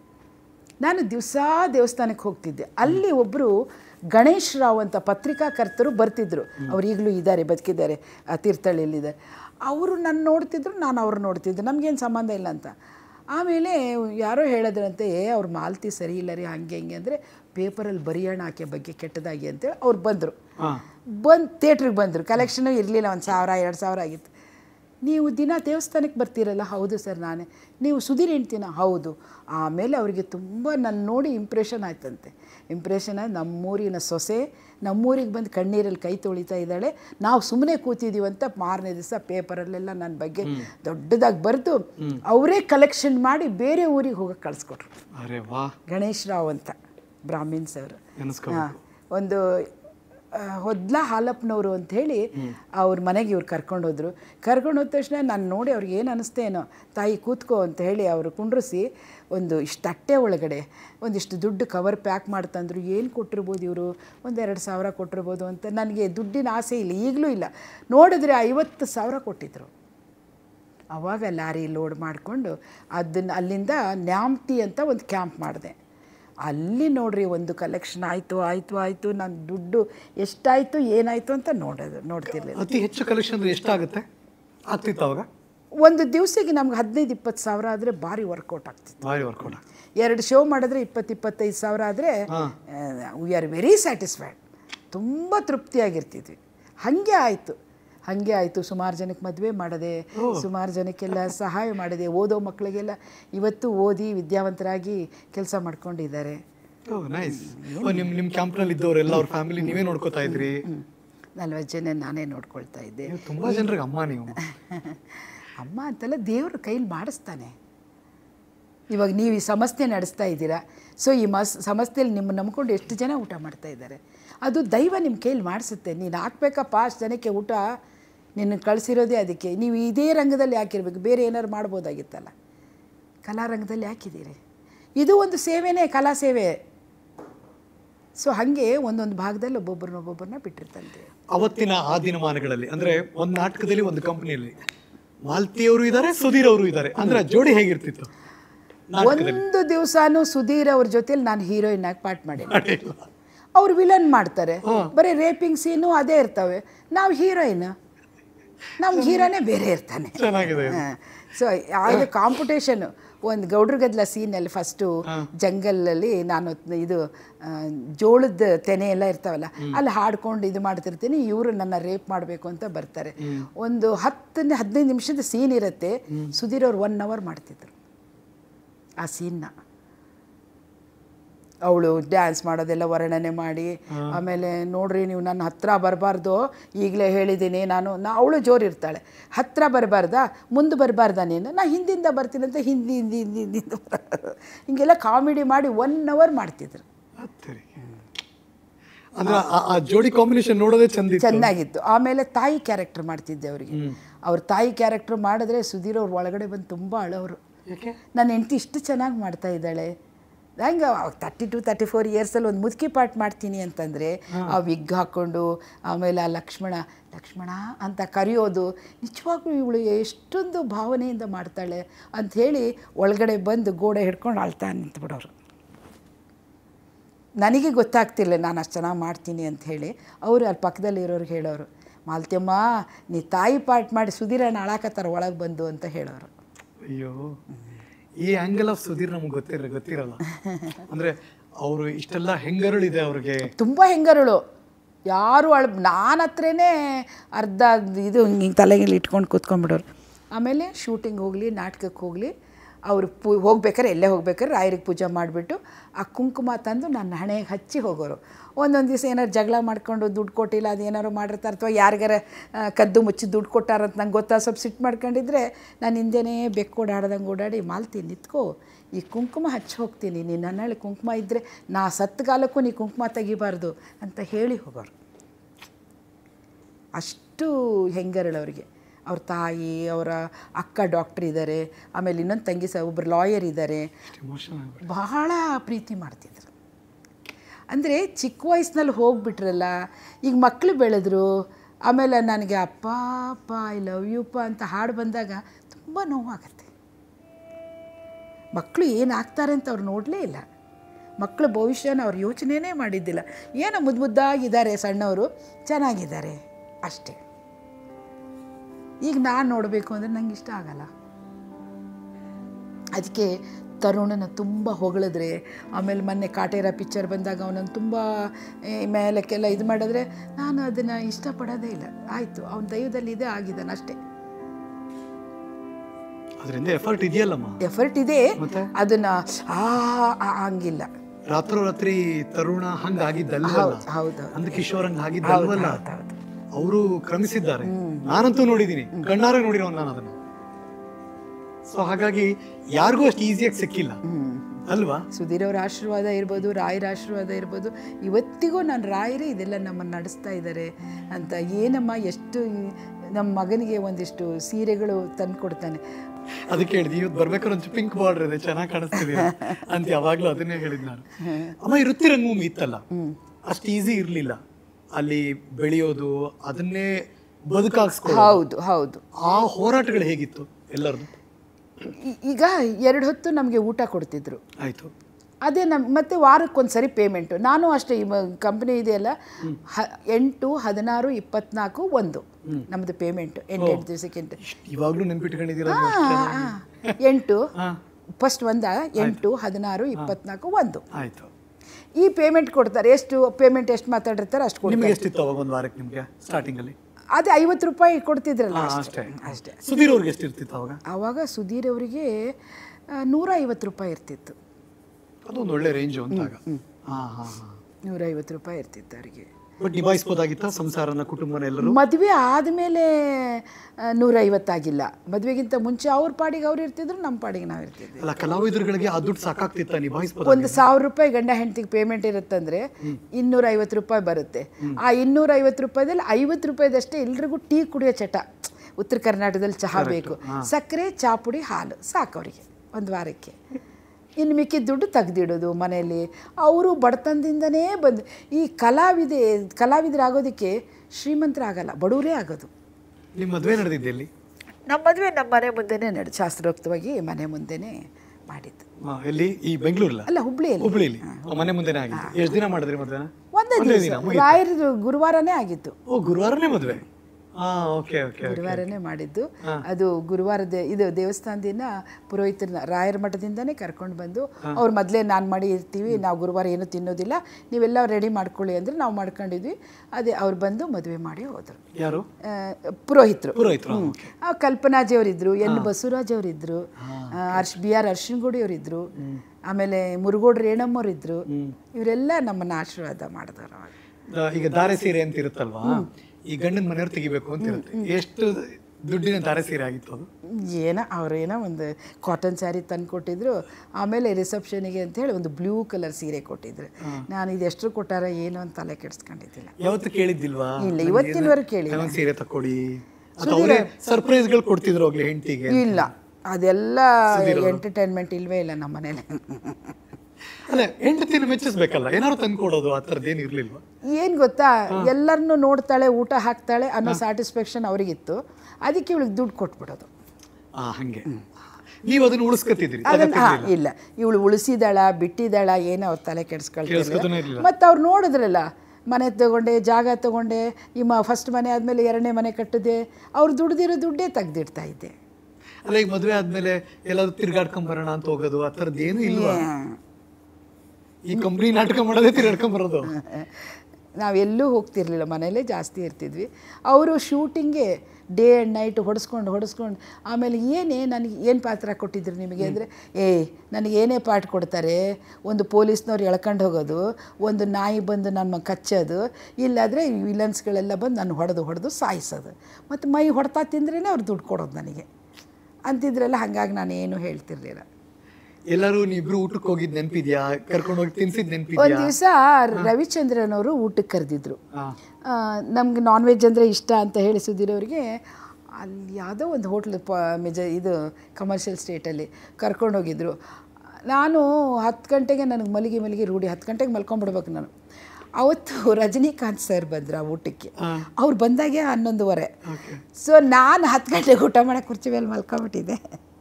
ಏನೋ ಸುಧೀರ ನಿನ್ನ ಹೆಂಡ್ತಿ ಮಲಗಿಬಿಟ್ಟಿದ್ದಾಳೆ ಅಂತಂದರೆ, ಅವ್ರಿಗೆ ರೂಢಿ ಅಣ್ಣ ಮನೆಯಲ್ಲಿ ಅಂಥೇಳಿ ಅದೊಂದೇ ಫಂಕ್ಷನ್ಗೆ ಹೋಗಿ ಬಂದಿದ್ದು ನಾನು. ಆಮೇಲೆ ಇದು ದ್ವಾರಕೇಶ್ ಅವ್ರ ಪಿಕ್ಚರ್ ಒಂದು 100 Days ನ್ಯಾಯ ಇಲ್ಲಿ ಯಾವುದೋ ಒಂದು ಪಿಕ್ಚರಲ್ಲಿ, ಅವಾಗ ಅವರು ಅಶೋಕ ಹೋಟ್ಲಲ್ಲಿ ಊಟ ಇಟ್ಕೊಂಡಿದ್ರು. ಅವಾಗೂ ಅಷ್ಟೇ ಅವ್ರದ್ದು ಪಾರ್ಟಿ ಅಂದರೆ 12 ಗಂಟೆ ಆದರೂ ಮುಗಿಯಲ್ಲ.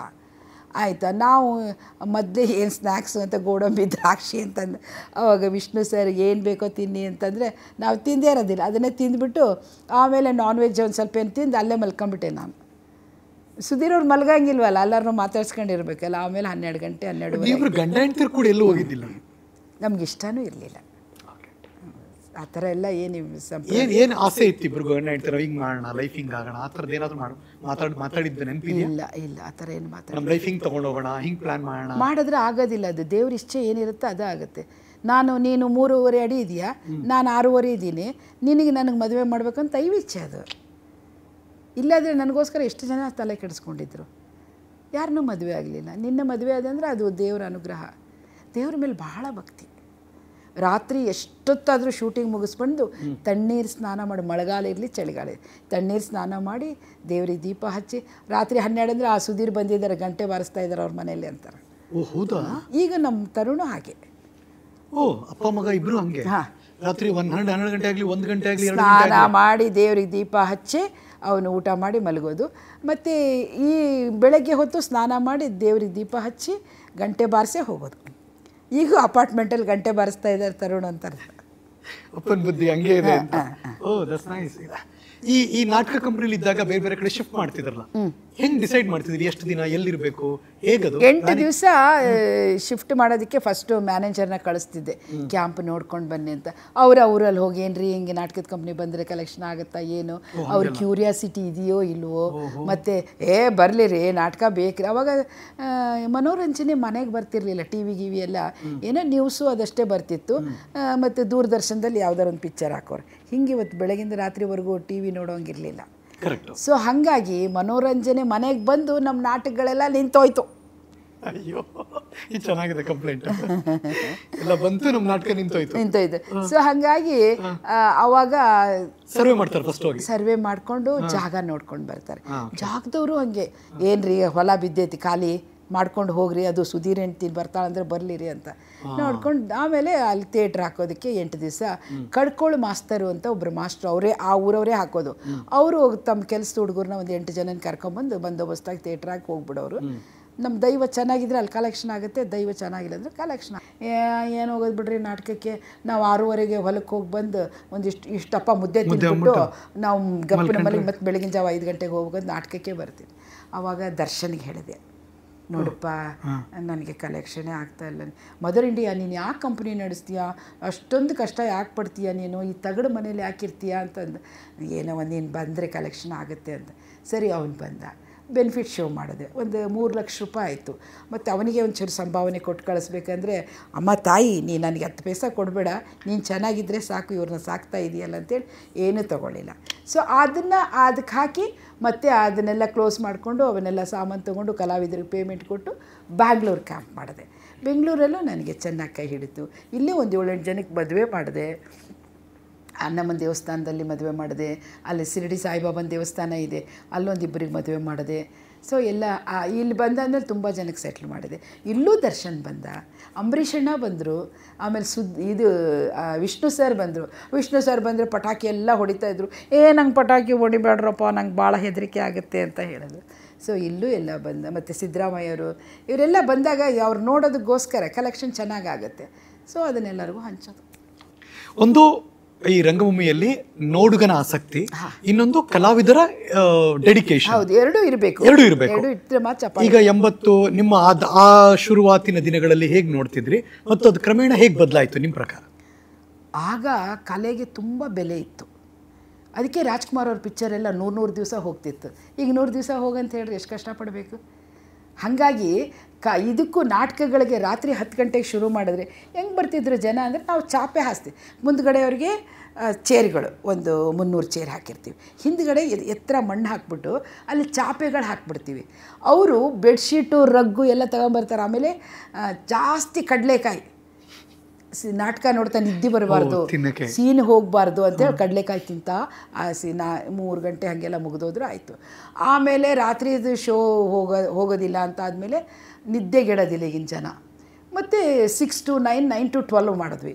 ಅದು 9 to 12 ಹೋಗ್ತಾ ಇರಲಿಲ್ಲ, ಕಷ್ಟ ಆಗ್ತಿತ್ತು. ನೋಡಬೇಕಂತ ಕ್ಯೂರಿಯಾಸಿಟಿ ಇದ್ರೂ ಹೆಂಡತಿ ಮಕ್ಕಳನ್ನೆಲ್ಲ ಕರ್ಕೊಂಬಂದು ಏನಿದು ಗೂಳಾಟ. ಮಾರನೇ ದಿವಸ ಶಾಲೆಗೆ ಹೋಗಲ್ಲ, ಮಾರನೇ ದಿವಸ ಹೆಂಡತಿ ತಿಂಡಿ ಅಡುಗೆ ಮಾಡೋದಿಲ್ಲ, ಸಂಸಾರ ಸಮೇತ ಬರ್ತಿದ್ರಾ ಎಲ್ಲರೂ? ಆಮೇಲೆ 3 to 6, 6 to 9 ಆಡ್ತಾರೆ ಈಗ. ಅದಕ್ಕೆ ಬರ್ತಾರೆ. ಅದೇ ಬರ್ತಾರೆ ಅಂತಂದರೆ ನೀವಾದರೂ ನಾಟಕ ನೋಡಬೇಕು ಅಂತ ಬರಲ್ಲ. ಒಂದು ಅದಕ್ಕೆ ಪಬ್ಲಿಸಿಟಿ ಚೆನ್ನಾಗಿರಬೇಕು, ನಾಟಕ ಚೆನ್ನಾಗಿದೆ ಅಂತ ನಿಮ್ಮ ಮನಸ್ಸಿಗೆ ಯಾರೋ 4 ಜನ ಹೇಳಿರಬೇಕು, ಮೌತ್ ಟು ಮೌತ್ ಹೋಗಿರಬೇಕು, ಅಂದರೆ ಮಾತ್ರ ನೀವು ನಾಟಕಕ್ಕೆ ಬರ್ತೀರಿ. ಬ್ಯಾಂಗ್ಳೂರಲ್ಲಿ ಹಂಗಲ್ಲ. ಬ್ಯಾಂಗ್ಳೂರಲ್ಲಿ ಎಲ್ಲ ಕೆಲಸದ ಮೇಲೆ ಬಂದಿರ್ತಾರೆ, ಬೆಳಗ್ಗೆ ಬಸ್ಸಿಗೆ ಇಳಿತಾರೆ, ಅಲ್ಲೇ ಬಸ್ ಸ್ಟ್ಯಾಂಡಲ್ಲಿ ಮುಖ ತೊಳ್ಕೊಂಡು ಕೆಲಸ ಎಲ್ಲ ಮುಗಿಸ್ಕೊಂಡು ಮಧ್ಯಾಹ್ನ 3 ಗಂಟೆಗೆ ನಾಟಕಕ್ಕೆ ಬರ್ತಾರೆ. ನೋಡ್ಬಿಟ್ಟು ಮನೆಗೆ ಹೋಗ್ಬೋದು, ರಾತ್ರಿ ಬಸ್ಗೆ ಅಲ್ಲ, ರಾತ್ರಿ ಬಸ್ಸಿಗೆ ಹೋಗ್ಬಿಡ್ತಾರೆ. 9 ಗಂಟೆ ಮೇಲೆ ಬಸ್ ಎಲ್ಲ ಇರ್ತವೆ, ಆಯಿತಾ, ಹೋಗ್ಬಿಡ್ಬೋದಲ್ಲ ಅಂತ ಆ ಇಂಟೆನ್ಷನಲ್ಲಿ ಬರ್ತಾರೆ. ಅವರು ಯಾರು ಬರೋರು? ಉತ್ತರ ಕರ್ನಾಟಕದವರು. ಈಗ ದಾವಣಗೆರೆಯಿಂದನೂ ಅಪ್ ಟು ಬೀದರ್ ಮಠನೂ ಎಲ್ಲರೂ ಬರ್ತಾರೆ. ನನಗೆ ಈಗಲೂ ಫೋನ್ ಮಾಡ್ತಾರೆ, ಅಕ್ಕರ ನೀವು ಯಾವಾಗ ಬರ್ತೀರಿ ಮೆಜೆಸ್ಟಿಕ್ಗೆ, ನೀವು ನಾಟಕ ಯಾವಾಗ ಆಡ್ತೀರಿ? ಬರ್ತೀನಿ ರೀ ಅಣ್ಣಾರ, ಬರ್ತೀನಿ, ಹಾಕ್ತೀನಿ. ಇಲ್ಲರಿ ನಿಮ್ಗೇನಾದ್ರು ತ್ರಾಸಿದ್ರೆ ಹೇಳ್ರಿ, ನಾವು ಹೆಲ್ಪ್ ಮಾಡ್ತೀವಿ ನಿಮಗೆ. ಇಲ್ಲ, ಇನ್ನೊಂದು 2 ತಿಂಗಳು ಅಷ್ಟೇ ನಾ ಮಾಡ್ತೀನಿ ಮತ್ತೆ ಇವಾಗ. ಅದಕ್ಕೆ ಅದೊಂದು ನನ್ನ ಕೊನೆಯ ಆಸೆ.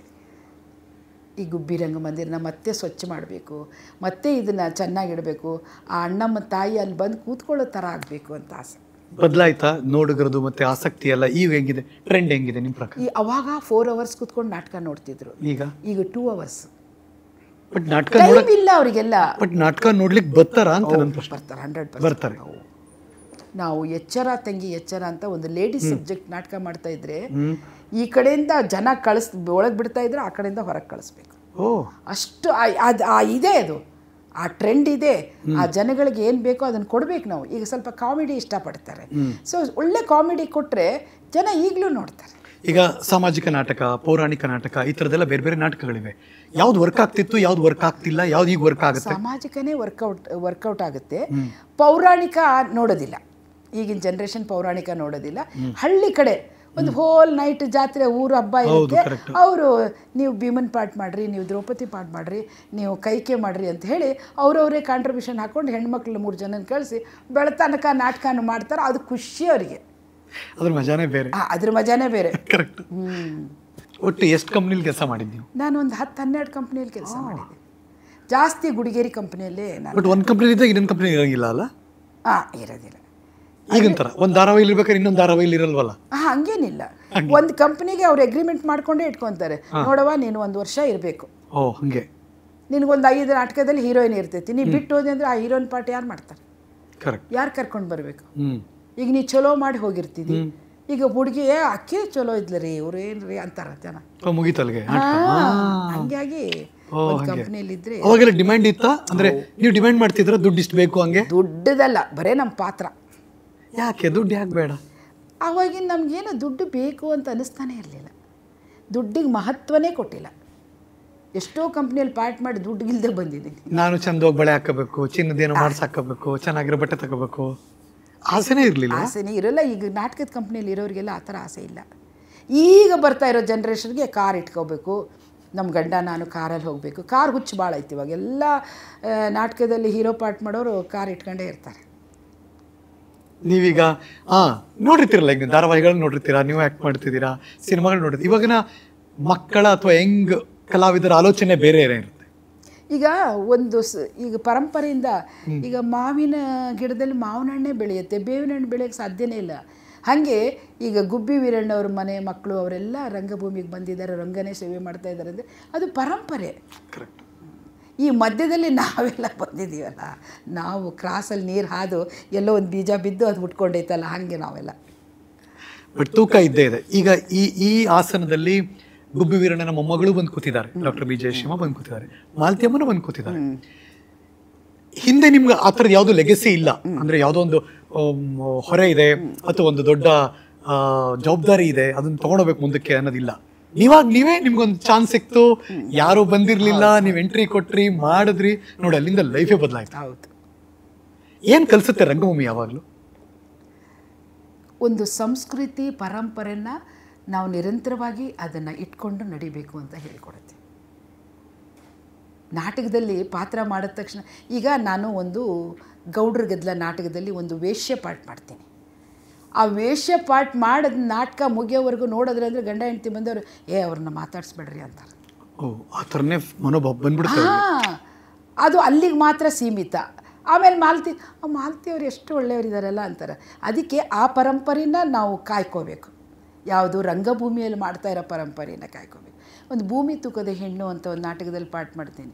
ಎಷ್ಟೋ ಜನ ಹೆಣ್ಮಕ್ಳು ಅದನ್ನು ನೋಡಿಬಿಟ್ಟು ತಮ್ಮ ಮನಸ್ಸು, ತಮ್ಮ ಸಂಸಾರಿಕ ಜೀವನ ಬದಲಾಯಿಸ್ಕೊಂಡಿದ್ದಾರೆ.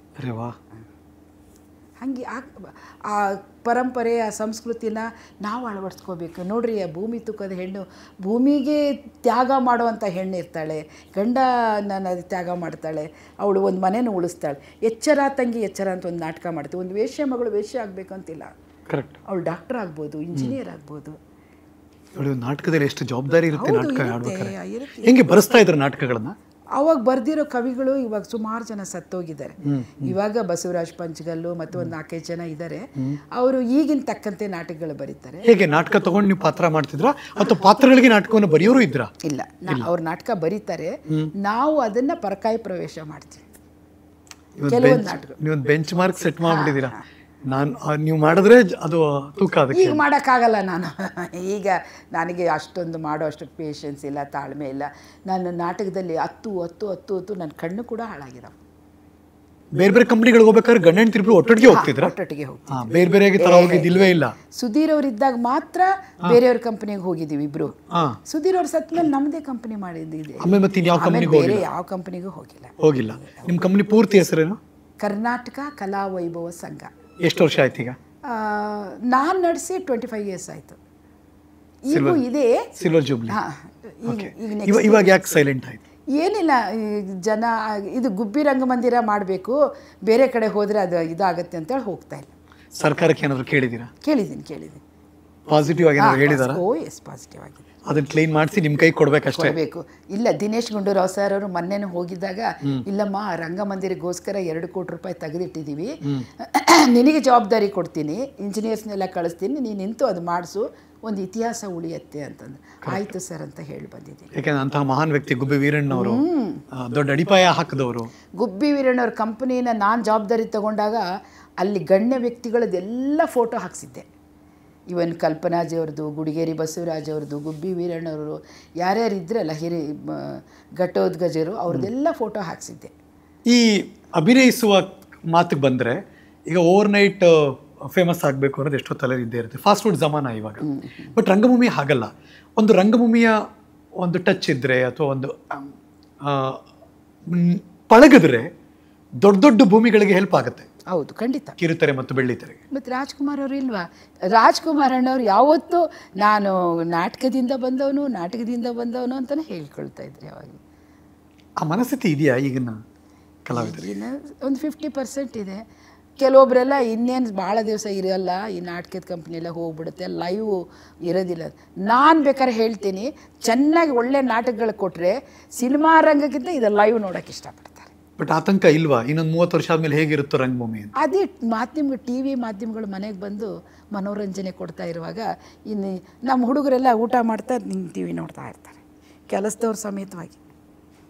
ಅಯ್ಯೋ 9 ಗಂಟೆಗೆ ಸೀರಿಯಲ್ ಬರುತ್ತೆ, ಇವರಿನ್ನೂ ಹಾಕ್ತಾರೆ ಇಲ್ಲೋ ಇವರು ಅಂತ.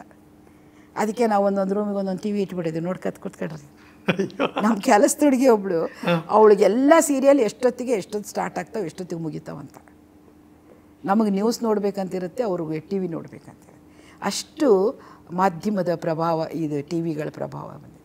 ಬಟ್ ನಿಮ್ಮನೇಲೆಲ್ಲ ಒಂದೇ ಮನಸ್ಥಿತಿಯಲ್ಲಿ ಇದ್ದೀರಾ ನೀವೆಲ್ಲ? ಹಾಗೆ ಜಾಲಿಯಾಗಿದ್ದೀರಾ, ಇಲ್ಲ ಅಂತಲ್ಲ. ಅಮ್ಮ ಮಗ ಆಗಲಿ, ಅಮ್ಮ ಸೊಸೆ ಆಗಲಿ, ಅತ್ತೆ ಸೊಸೆ ಆಗಲಿ, ನೀವು ಹಾಗೆ ಇದ್ದೀರಾ? ಹೌದು, ನಮಗೆ ಕಲೆನೇ ಜೀವ, ಕಲೆನೇ ಉಸಿರು. ಅದು ಚಿತ್ರರಂಗ ಆಗ್ಬೋದು, ನಾಟಕ ಆಗ್ಬೋದು, ನಾವು ಅದಕ್ಕೋಸ್ಕರನೇ ಬದುಕಿದ್ದೀವಿ. ನೀವೊಂಥರ ಪ್ರೀತಿನೇ ಮಾಡಿ ಮದುವೆ ಆದವರಲ್ಲ, ಒಂದು ಪ್ರೀತಿ ಆಯಿತು ಮದುವೆ ಆಗ್ಬಿಟ್ರು. ಇಲ್ಲ, ಪ್ರೀತಿ ಅಲ್ಲ. ಸುಧೀರ್ ಅವರು ಡ್ಯಾನ್ಸ್ ನೋಡ್ತಾ ಇದ್ರು, ಹುಡುಗಿ ಚೆನ್ನಾಗಿ ಡ್ಯಾನ್ಸ್ ಮಾಡ್ತಾಳೆ, ಹುಡುಗಿ ಚೆನ್ನಾಗಿ ನಾವು ಅವ್ರ ಎದುರಿಗೆ ನಿಲ್ತಾನೆ ಇರಲಿಲ್ಲ.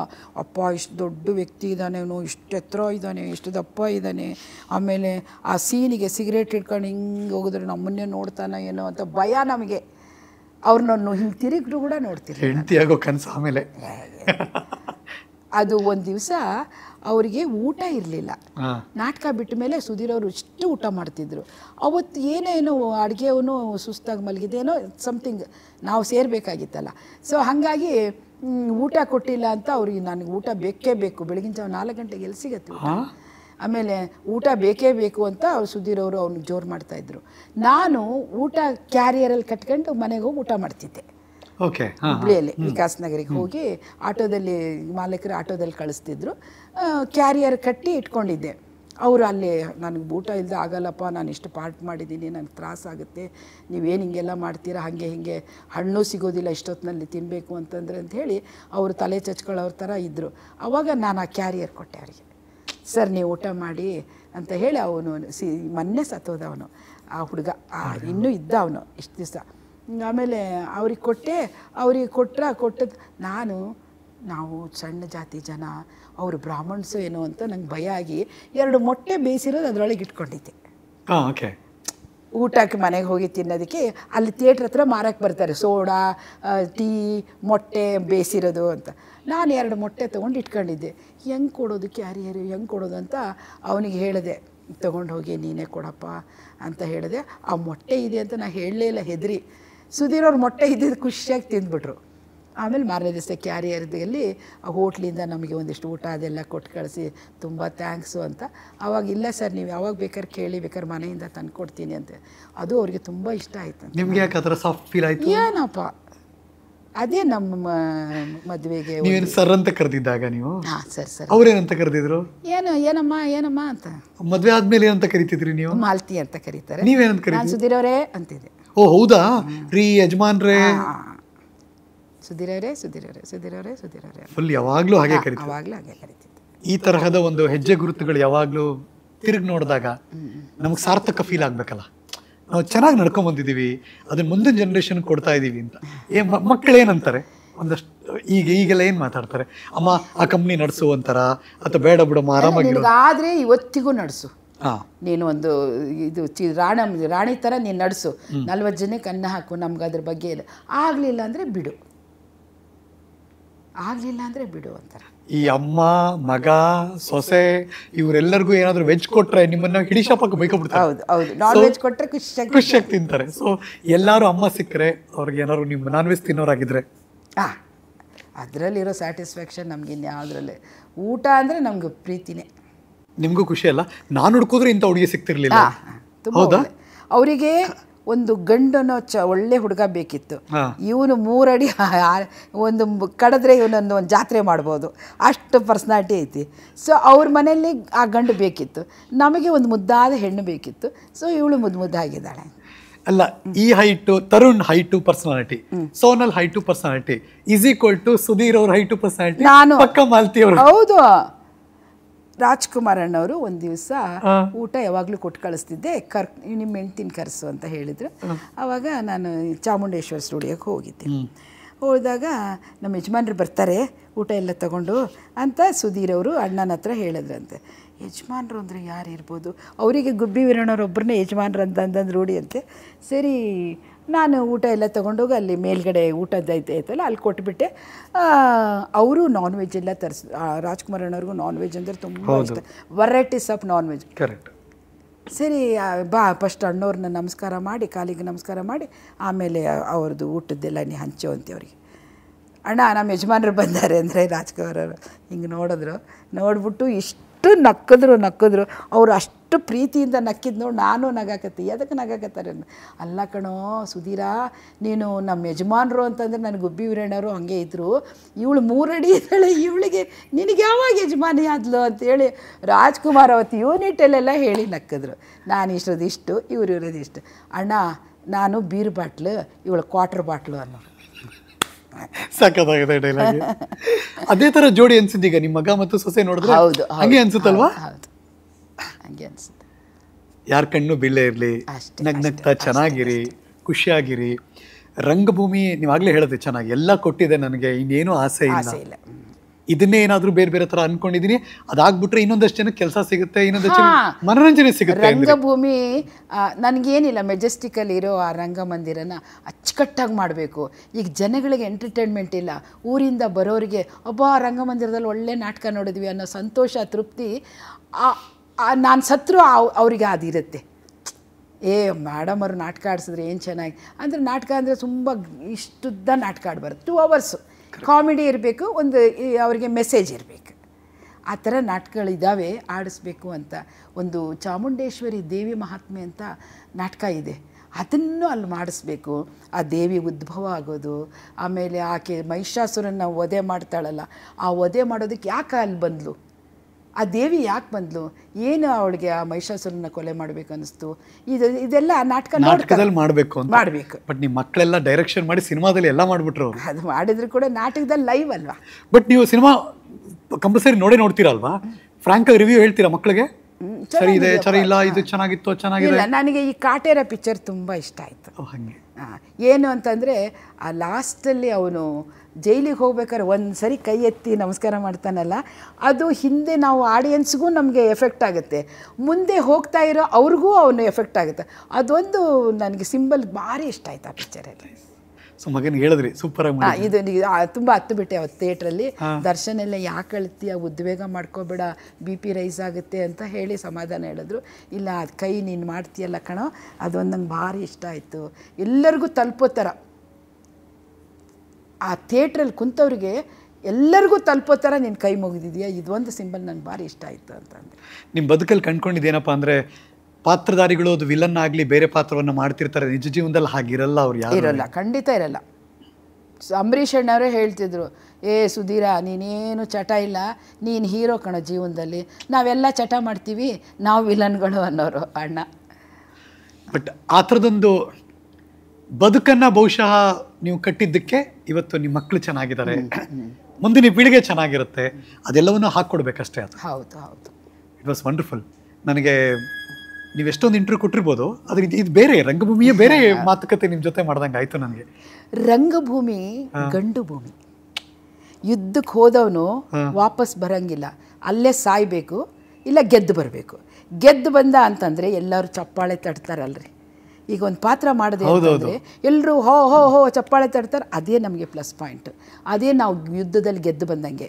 ಅಕಸ್ಮಾತ್ತಾಗಿ ನಮ್ಮ ಪಾತ್ರ ಚೆನ್ನಾಗಿರಲಿಲ್ಲ ಅಂದರೆ ಏನು ಪಾಠ ಮಾಡ್ತೀವಿ, ಒಳಗೆ ಹೋಗವಾ ಸಾಕು ನೀ ಮಾಡಿದ್ದು, ನಮಗೆ ನಿದ್ದೆ ಬರಾಕತ್ತೈತಿ ಅಂತಾರಲ್ಲ, ಅದೇ ನಮ್ದು ಅಲ್ಲಿ ಹೋಯಿತು ಅಂತ. ಇನ್ನೇನು ಮಾಡಿದ್ರು ಹೇಳೋಕ್ಕಾಗಲ್ಲ. ಅದಕ್ಕೆ ರಂಗಭೂಮಿಗೆ ಹೋದ್ಮೇಲೆ ಒಂದು ಗೆದ್ದು ಬರಬೇಕು, ಇಲ್ಲ ಆಡಿಯನ್ಸ್ ಅಲ್ಲೇ ಸಾಯಿಸ್ಬಿಡ್ತಾರೆ. ಯುದ್ಧಕ್ಕೆ ಹೋದವ್ರು ಹೆಂಗೆ ಸಾಯಬೇಕು, ಇಲ್ಲ ಗೆದ್ದು ಬರಬೇಕು, ಹಾಗೆ ಅವನು ಒಂದು ಮಾತು ನಮ್ಗೆ ಅಂದುಬಿಟ್ಟ ಅಂದರೆ ಹೋಗವ ಒಳಗೆ ಅಂದುಬಿಟ್ಟ ಅಂದರೆ ನಾವು ಸತ್ವಿ. ಅವ್ರು ಚಪ್ಪಾಳೆ ತಟ್ಟಿದ್ರು ಅಂತಂದರೆ ನಮಗೆ ಇವತ್ತು ನಾನು ಗೆದ್ದು ಬಂದೆ. ಅದಕ್ಕೆ ಆಡಿಯನ್ಸು ಡೈರೆಕ್ಟ್ರು ಇರ್ತಾರೆ, ಅವರೇ ನಮ್ಗೆ ಆಡಿಯನ್ಸ್ ಆಗಿಯೂ ಇರ್ತಾರೆ, ಅವರೇ ನಮಗೆ ಉತ್ತರ ಕೊಟ್ಟು ಕಳಿಸ್ತಾರೆ. ಯಾವ್ದಾದ್ರು ಪ್ರಶಸ್ತಿ ಬರಬೇಕು ನನಗೆ ಅಂತ ಏನಾದ್ರು ಇದೆಯಾ ನಿಮಗೆ? ಗುರುತಿಸ್ಬೇಕಾಗಿತ್ತು ಆ ಥರದ್ದು ಏನಾದ್ರು? ಬಂದಿದೆಯಲ್ಲ ಎಲ್ಲ, ಇನ್ನೇನಾದ್ರು ಬರಬೇಕು. ಏನು ಗುಬ್ಬಿ ವೀರಣ್ಣ ಪ್ರಶಸ್ತಿ ಬರಬೇಕು, ಅದೊಂದು ಬಂದರೆ ಆಯಿತು. ನೋಡಿ ಹೆಂಗೆ ನಿಮ್ಮ ಲೈಫಲ್ಲಿ ಕೊನೆಯದಾಗಿದ್ದು, ಸುಧೀರ್ ಅವರು ಮಡದಿ ಮಾಲ್ತಿ ಅವರು ಅಂತಿದ್ರು, ಫಸ್ಟ್ ಮಾಲ್ತಿ ಅವರು ಅಂತಿದ್ರು, ಸುಧೀರ್ ಅವ್ರು ಮಡದಿ ಮಾಲ್ತಿ ಅಂತಿದ್ರು, ಈಗ ಆಮೇಲೆ ನಂದಕಿಶೋರ್ ಅವ್ರ ಅಮ್ಮ ಅಂತಿದ್ರು, ತರುಣ್ ಸುಧೀರ್ ಅವ್ರ ಅಮ್ಮ ಅಂತಿದ್ರು, ಈಗ ಸೋನಲ್ ಅವ್ರ ಅತ್ತೆ ಅಂತಾರೆ. ಎಷ್ಟು ಚೆನ್ನಾಗಿದೆ ನೋಡಿ. ಜಾಸ್ತಿ ತರುಣ್ ಸುಧೀರ್ ಅವ್ರ ತಾಯಿ, ತರುಣ್ ಸುಧೀರ್ ಅವ್ರ ತಾಯಿ ಅಂತಾರೆ. ಗುಡ್ ಅಲ್ಲ, ಅಮ್ಮಂಗೆ ಎಷ್ಟು ಖುಷಿ ಆಗ್ಬೇಡ. ಏನಂದರೆ ಅದೇ ಇವನು ಎಲ್ಲರೂ ಕೇಳೋದು, ಮಗನು ಮದುವೆ ಆಗಿಲ್ಲ ಅಂತ ತುಂಬ ಅಳ್ತಾ ಇದ್ರಲ್ಲ, ತುಂಬ ಹತ್ತತ್ತೆ ಕಣ್ಣು ಕಳ್ಕೊಂಡಿದ್ದೀನಮ್ಮ, ನನ್ನ ಕಣ್ಣು ಸರಿ ಇಲ್ಲ ಅಂತ ಇರ್ತೇನೆ, ಅದಕ್ಕೆ ನೋಡಿ ನಿಮಗೆ ನಿನ್ನ ಮಗನಿಗೆ ಒಳ್ಳೆ ಹೆಣ್ಣು ಸಿಕ್ಕಿದ್ದಾಳೆ ಅಂತ ಹೇಳ್ತಾರೆ. ಖುಷಿ ಆಗುತ್ತೆ. ಚೆನ್ನಾಗಿರಿ ಅಮ್ಮ, ಖುಷಿಯಾಗಿ ನಗ್ನಗ್ತಾ ಯಾವಾಗಲೂ ಆರೋಗ್ಯವಾಗಿ ಚೆನ್ನಾಗಿರಿ ಅಂತ ನಾವಂತೂ ಬೇಡ್ಕೋತೀವಿ. ಈ ರಂಗಸ್ಥಳಕ್ಕೆ ಬಂದಿದ್ದಕ್ಕೆ ನನಗೆ ಭಾಳ ಖುಷಿ ಆಯ್ತು. ಥ್ಯಾಂಕ್ ಯು ಸೋ ಮಚ್ ಅಮ್ಮ. ಓಕೆ, ಇವತ್ತಿನ ರಂಗಸ್ಥಳದ ನನ್ನ ಪ್ರೀತಿಯ ಗೆಸ್ಟ್ ಇವರು ಮಾಲ್ತಿ ಸುಧೀರಮ್ಮ ನಮ್ಮ ಜೊತೆ ಇದ್ದಾರೆ. ಅವರಿಗೆ ಕೇಕ್ ವಾಲಾ ಮತ್ತು ತಾಜಾ ಮಿಠಾಯಿ ಕಡೆಯಿಂದ ನೀವು ತಿನ್ನಿ, ನಿಮ್ಮ ಸೊಸೆ ಕೊಡಿ, ಮಗನ ಕೊಡಿ. Thank you. ಇವತ್ತಿನ ರಂಗಸ್ಥಳದ ಅತಿಥಿಗಳಿಗೆ ಒಂದು ಪ್ರೀತಿಯ ಗೌರವವನ್ನು ಕೊಡಬೇಕು.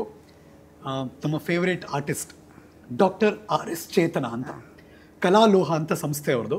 ಕಲಾಲೋಹ, ಡಾಕ್ಟರ್ RS ಚೇತನ ಮತ್ತು ಬ್ರೆಡ್ ಆ್ಯಂಡ್ ಬಿಲ್ ಅವರು ಒಂದು ಅದ್ಭುತವಾಗಿ ನಿಮ್ಗೊಂದು ಅವರೇ ಆರ್ಟ್ ಮಾಡಿಕೊಡ್ತಾರೆ, ಅದನ್ನು ಕೊಟ್ಟಿದ್ದಾರೆ. ನಮಸ್ಕಾರ ಮಾಲ್ತಿ ಸುಧೀರಮ್ಮ ಅಂತ ನೀಟಾಗಿ ಬರೆದಿದ್ದಾರೆ. ನಿಮ್ಮ ಈ ರಂಗಭೂಮಿಯ ಕೆಲಸಕ್ಕೆ ಒಂದು ಗೌರವ, ಆ ಮೂಲಕ ನಿಮಗೆ ಇದನ್ನು ಕೊಡಮಾಡಬೇಕು ಅಂತ ಅವರ ಇಷ್ಟ. ಅದನ್ನು ನಿಮಗೆ ತೋರಿಸ್ತೀನಿ. ಅವರು ಬರೆದು ನಿಮಗೆ ಫ್ರೇಮ್ ಹಾಕ್ಸ್ ಕೊಡ್ತಾ ಇದ್ದಾರೆ.